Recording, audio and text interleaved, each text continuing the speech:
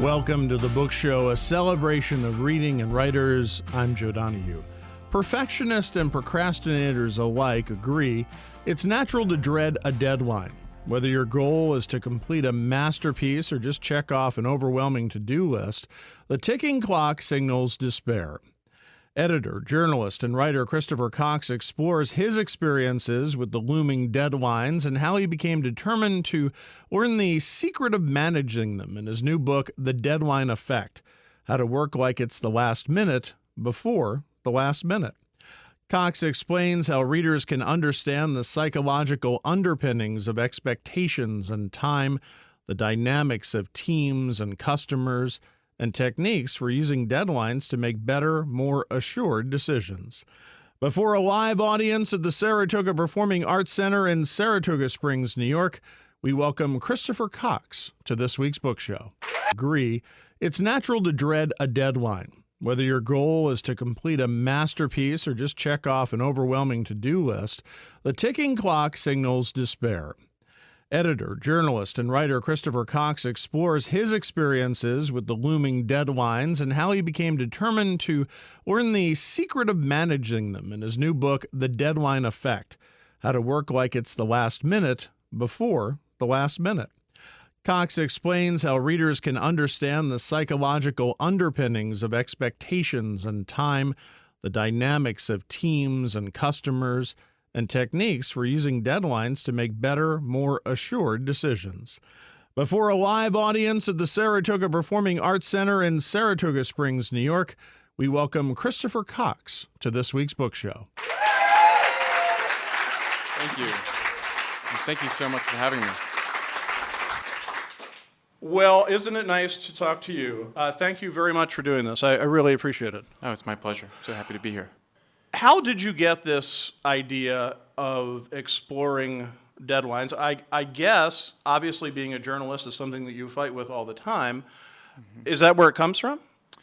Yeah, it came from my experience being an editor, where so much of my day-to-day job is just thinking about getting things done on time, and especially getting my writers to file to me on time to send me their stories, and so we can get them in the magazine. And you listed some of the places I worked. Not all of those places were perfectly run organizations. That's shocking. Yeah.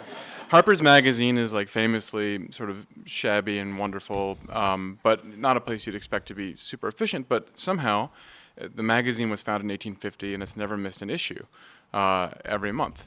And so I started to think through that problem a little bit. I was like, oh, what are they doing right that makes them so good as an institution at meeting deadlines? And then as soon as I started looking into that, I thought, well, let's find other organizations that I could study that had also mastered deadlines and look at some of their strategies. So to write the book, to report the book, I ended up embedding in 9 different organizations to study exactly how they worked. So there are 9 case studies, there's 7 chapters, so really 7 that you focus on with 2 subplots. That's right, yeah, exactly. The 2 that sort of get little miniature chapters are Airbus, the jet airplane builder, and the Public Theater in New York. And it's mainly because I saw the lessons they had to impart folding very neatly into a different case study, so I'd combine the 2. You write that the deadline was originally the line on a printing press beyond which no type could be set, though publishers in turn had borrowed the term from the military during the Civil War. The deadline was a boundary surrounding the stockade outside of which any prisoner would be shot on sight. So that could explain why we're fearful of deadlines, I would assume. Yeah, no. The term has a gruesome history, and I think most people also have gruesome associations with deadlines. Like they dread them. They worry about missing them, failing, and completing their projects on time. And so, hopefully, the book, through the case studies and some of the psychological research that I cite in it, will help people see them in a different light and in a more positive light as engines of productivity. So correct me if I'm wrong, but you use the term deadline effect as a positive, which is generally in social sciences considered to be a negative. Yeah, exactly. So like economists will probably look at my book and say, why did he call it that? The deadline effect is terrible. So the original meaning of deadline effect is it's when you delay action until the last minute. So it's often talked about in the social sciences and negotiations. So why is the settlement always reached on the courthouse steps? Or why does a union negotiating with the city, why does that always have to take until the very last minute?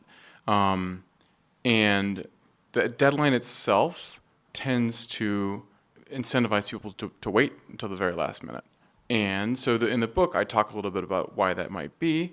I also note that, sure, things are happening at the last minute, but things are getting done. So what if we could take that power of the deadline but apply it just a little more systematically so it's not rushed?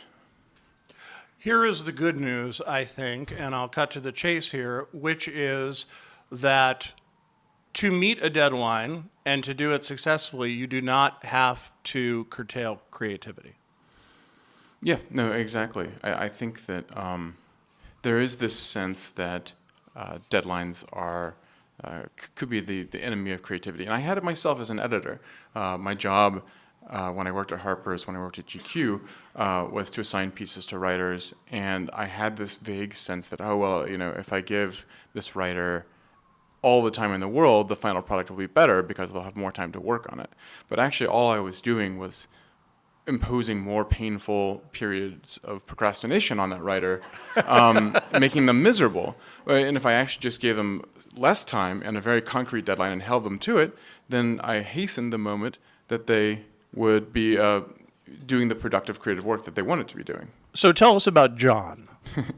So John is someone I mentioned in the beginning of the book.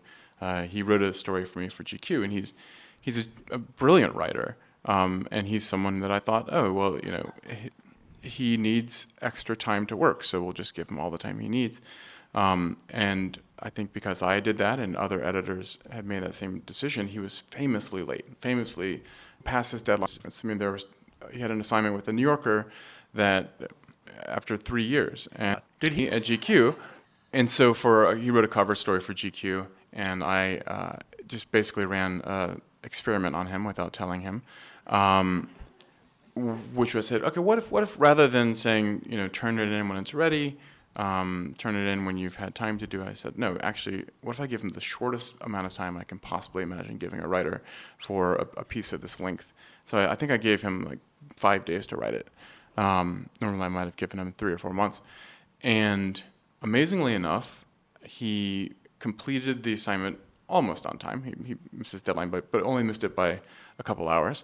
And the quality of the prose was as good as if we'd given him the whole 3 months or however long he would normally take to write it. Did he know that? Did he learn your lesson? I don't think so. No, I don't think anyone else has tried this again with him. I mean, I asked for his permission to tell his story in the book, so he knows now that what I was doing at the time. But I think that unless we are very conscious about being creative and with setting deadlines and sticking to them, the tendency is to just let them slip and to say, sometimes I say that the very worst deadline you can set is as soon as possible. But it's very tempting to set that one because you feel like, that's the most urgent I could possibly be. But actually, a concrete deadline is much more effective than just saying as soon as possible. So with that, there are the external deadlines, and then there are the self-imposed deadlines. Does one work better than the other? Well, yes. External deadlines work better if you can include enforcement mechanisms in meeting deadlines. And what does that mean? That means like an editor waiting for you to send your piece in, or it means if you're doing a project at work, your boss is waiting for you to finish it. Like that helps you stick to the deadline. Although your boss can help you out if he or she sets a concrete deadline and then maybe tries to set it a little shorter than you might normally expect. Repeat my experiment with John. But the good news from social science and reading some of the research about deadlines and time management is that even self-imposed deadlines that have no connection to the rest of the world. You set a deadline for yourself to write a journal entry every day or whatever, are effective. Like they encourage creative productivity. So don't think just because you don't have an externally imposed deadline that it's not worth imposing one on yourself. Is it helpful to put it on the calendar, circle it, and say this is the day? Yeah, I mean, whatever it takes to lodge that date in your mind. I mean, you have to know the deadline to meet it. You actually have used the word more in this interview than you do in the book, and that is procrastination, which you only use in the book. And yet, that's the devil, right? That's the evil that we are fighting when it comes to not meeting those deadlines. Yeah, exactly. Part of the reason that the procrastination comes up mainly in the introduction, I talk about some of the psychology behind it. But once we jump into the case studies, the reason that these places are successes is they have vanquished individual procrastination. Like they've created structures that make it not an issue for getting things done. So I want to understand the problem and talk about the problem in the beginning of the book, but by the time you're learning about Airbus or whatever, it doesn't really come up in that business context because it doesn't affect their ability to meet their deadlines. Christopher Cox is our guest on WAMC, and he is the author of the new book, The Deadline Effect, How to Work Like It's the Last Minute Before the Last Minute. You make the case that in many cases, and I believe I'm quoting you directly in the book here, that it is the rank and file workers rather than the managers who are most effective at harnessing deadlines. So how does that happen?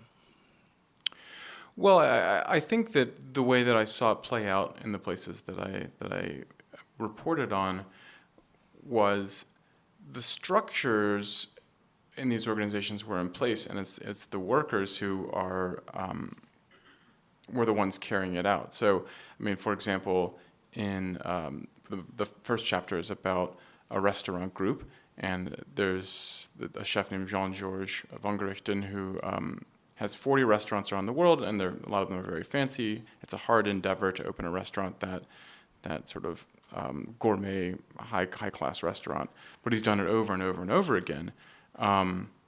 But it's not that Jean-Georges himself is sitting there in that restaurant cracking the whip and making sure that it opens on time. It's the sous chefs, it's the wait staff who get it done, and the reason they're able to do it is because of the way that they structure their approach to opening. And in Jean-Georges' case, what he does is for each new restaurant, they start serving mock service, like basically a full meal, as if the restaurant were already open 2 months or more before the actual opening date.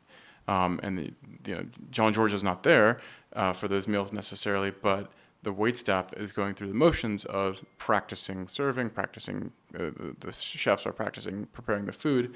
So by the time opening day actually arrives, the place is not only ready to open, but is fully buttoned up and is as good as it's going to be, months after opening. So what he has done, which is really remarkable, is to take what would typically be done on an independent individual scale and replicated it 40 times over. I believe in the book you say the result is a group of restaurants that feels more like a commonwealth of independent states than an evil empire. Mm-hmm. Thank you for catching that. Yes. Mm-hmm. I just want to point out, there's also a great line in the book, and he said, you're describing the inside of a room, and you said it looked like it was decorated when Dallas was on the air. Another one of my favorite lines in the book. Yeah. So, but the idea back to Jean-Georges is that, okay, so we talk about the rank and file, and they're following that.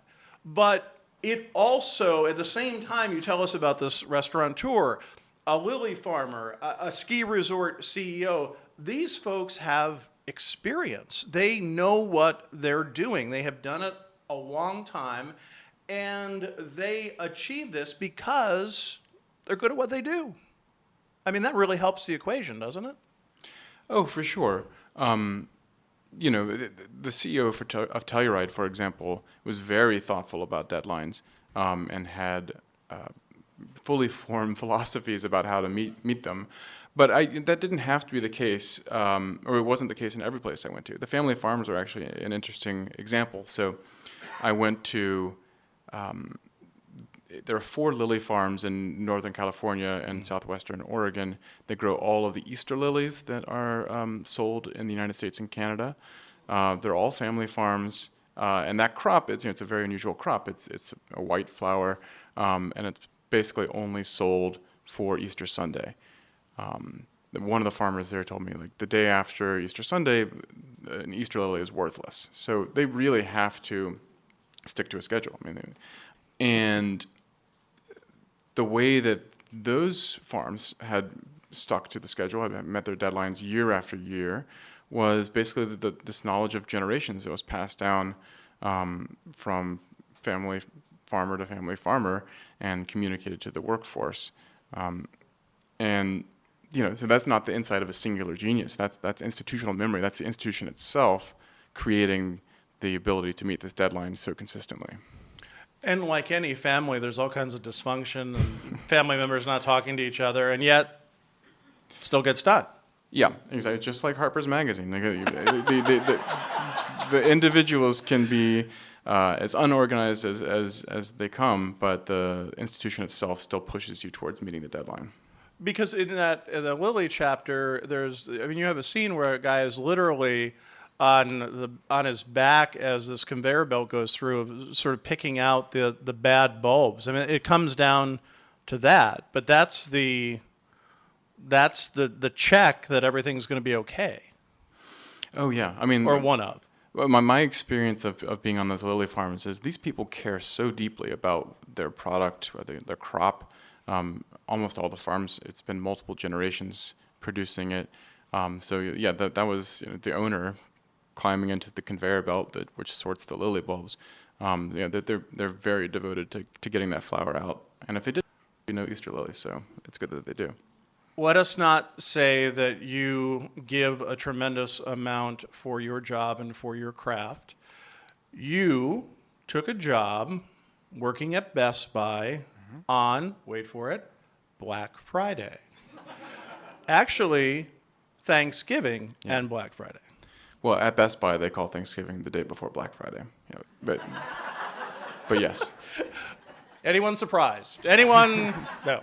So, good for you. I found that chapter to be fascinating because you want them to be like they were big box store destroying the world, and yet they make other places look more evil. Yeah, I don't know about the rest of you, but I don't have a whole lot of sympathy in my heart for big box stores. But once I joined the staff and met the people who were making Black Friday possible at this one Best Buy on Long Island, it's hard not to feel, to cheer for them and to root for them. And the whole staff came together to make this possible. It's mainly young people, although there's a mix of ages, and they were charmingly uncynical about the whole process. Like, they were part of the team, and they really wanted to make this big day, the biggest sales day of the year, a success. So the deadline there is Black Friday. Everything gets ready for Black Friday. They get ready as time goes on. And you talk about this fascinating where they place boxes on the floor as if to corral people so they go where they need to go. Mm-hmm. And all of this is predicated on the knowledge, the known fact that the morning or the evening at 5 o'clock when those doors open, all hell's going to break loose. Yes, for sure. So I think they took seriously how bad Black Fridays can get at various places. In fact, the place that I worked was across the parking lot from a Walmart where there was a death during a Black Friday. So the stakes can get very high. Someone was trampled to death. And so this Best Buy and all Best Buys have put in place all these procedures to basically make the flow of customers to the store safe and predictable and efficient. And so, as you say, they actually take flat screen TVs. I was a flat screen salesman while I was there. Congratulations. Yeah. What, 30,000? You said 30 to 40,000? I think 30 to 40. Yeah. Yeah. Okay. Don't no, I skimp won't. on the higher end there. Yeah, I sold a lot of TVs in my basically 1 month working there. But they take these product boxes, these TV boxes, and they use it to divide the store into sections. So if you are coming in for Black Friday and you've decided what you really want is a certain TV, you can only go to the TV section. If you decide that what you want is an Xbox, you can only go to the gaming section or the appliance section or whatever it is. That's crowd control. The other really smart thing they did was the most sought after item was a particularly cheap TV, and they took that outside of the store altogether. You would get a ticket and you would line up around the back of the store and you would get it at the loading dock. And it's just another way to prevent that crunch of customers. And so this is all part of a chapter where I talk about how the Best Buy basically remakes itself to meet this deadline, and how if you're facing a particularly big project and an important project, you might have to do that as an organization. Because they were on the brink of going out there for a while, weren't they? Oh yeah, they declared bankruptcy in 2013, I think. Yeah. So they were able to come out of that. Yes, yeah, they're a rare success story, I think. When it comes to competing with Amazon, basically, they still exist because of some of the changes that they made, including making Black Friday a success. So in that case, Black Friday is the deadline. In the case of John Delaney, who was seeking the Democratic nomination for president in 2020, remember him? I see a lot of John Delaney fans here. Yes. Mm-hmm. So was the first or near the first, one of the first? He was the very first person to declare his candidacy for 2020. And as you write, I just think brilliantly, is that the deadline here is to get on the debate stage, because you have to achieve factors, which I'll let you explain, and to do that, to get on that debate stage, you have to click those things off, 3 things, and you get on the stage. And for him to move on, that was absolutely a necessity, given he's not a household name. Yeah, exactly. And apparently still isn't. His best shot, if he was going to make it as this dark horse candidate, as someone with very little name recognition, was to get into the first debate and then make a big splash, and then that could start the momentum. It was a good theory, and probably the best theory that he had to make it. I don't know, maybe some of you remember that first debate, but he did okay in the first debate, and actually you automatically qualified for the second debate. So it was in the second debate that he had like a head-to-head confrontation with Elizabeth Warren, in which she sort of she basically said, he's a moderate. He was running as a moderate, at least. And she said, I don't understand why you'd run for president if you don't want to try to do big things. And that basically finished his chances. But before Elizabeth Warren dispensed with him, he succeeded in his goal. He set this goal of making the debate stage, and he made it there. And the way you make it onto the first Democratic primary debate stage is you have to get 1% in 3 different polls. Doesn't sound like a lot, but in that crowded field, it was actually difficult. And so what Delaney did is he had all these plans before that became his goal. And he was going to do a 50-state bus tour. He was going to try to go on TV a lot.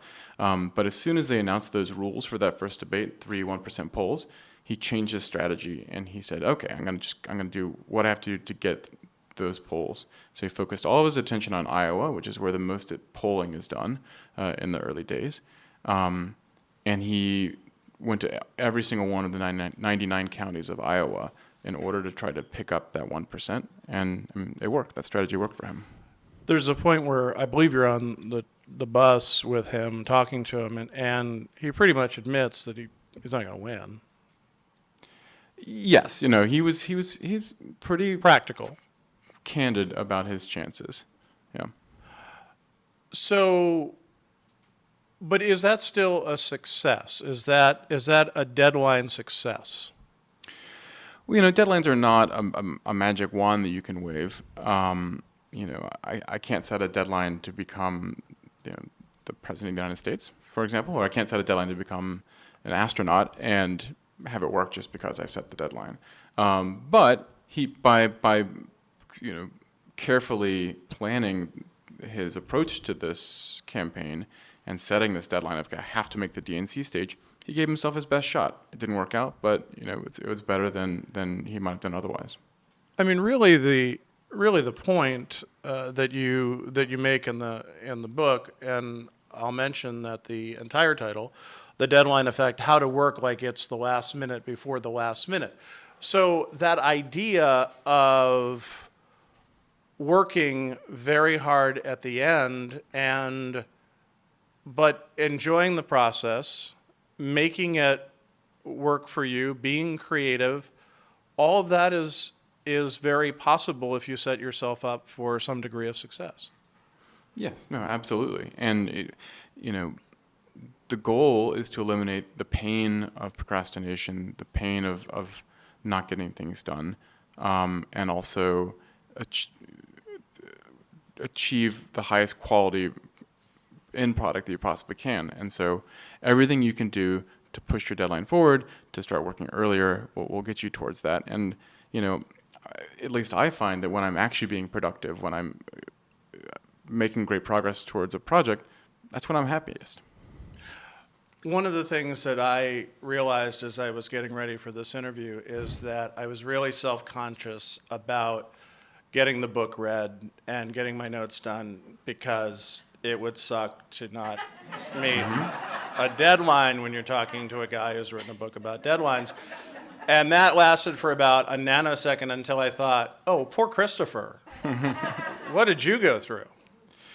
No, it was definitely clear to me from the very beginning that I would have to finish this book on time